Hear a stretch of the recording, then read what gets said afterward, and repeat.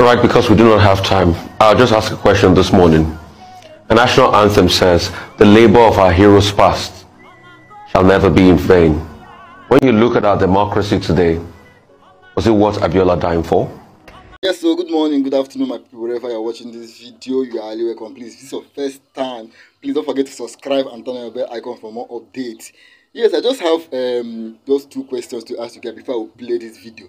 The number one thing is, as a Nigerian, according to what happened during the presidential election, are you still going to come out to vote during any form of election in Nigeria? That's the number one question.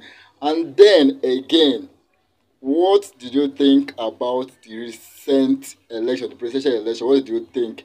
Was it free and fair as they promised, or is there anything else? Anyway, I'd like to know what you think. Please don't forget to like this video, okay? Subscribe and turn on your bell icon. God bless you.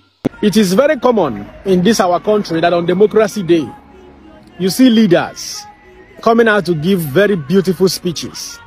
You see leaders coming out to give very beautiful, well-crafted presentations simply to impress the people. I mean, they make these very beautiful speeches to bring out all the benefits of democracy, to bring out all the beautiful things that is associated with democracy.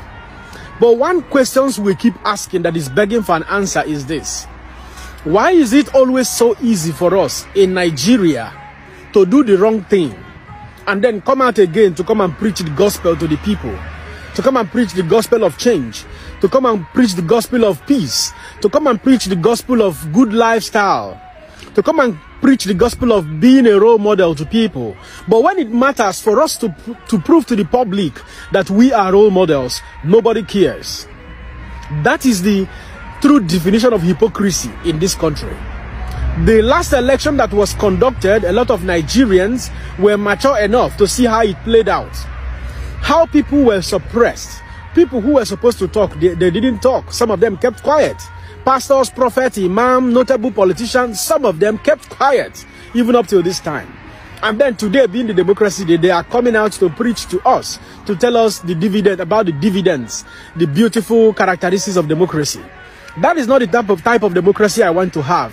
I want to have the type of democracy where everybody will live up to expectations, where rule of law will play its role, where free speech will be allowed, where politicians will use the public fund for the public good of the people, where justice and fairness will be obtained, where people will obtain social justice than going to the tribunal, than going to the court to obtain legal justice.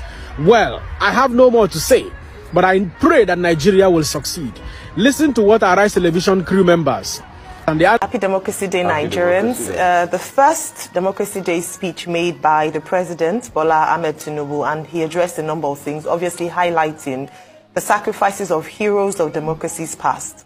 I particularly am grateful that even though today usually spotlights the face or the symbol of democracy of June 12 elections, Basharu Moshood Kashimawo Abiola, GCFR, he also used the opportunity to highlight others who lost their lives in the course of this battle. We had his wife, Alhaja Kudirat Abiola. We have Pa Alfred Urani, as he mentioned. We have Major General Shehu Yaradua, and a few others like that. And I think it's important on a day like this to remember everyone who paid the ultimate sacrifice towards the democracy that we enjoy today. And in a recent interview by Mr. Jamiu Abiola, whom we will be speaking to in a few minutes,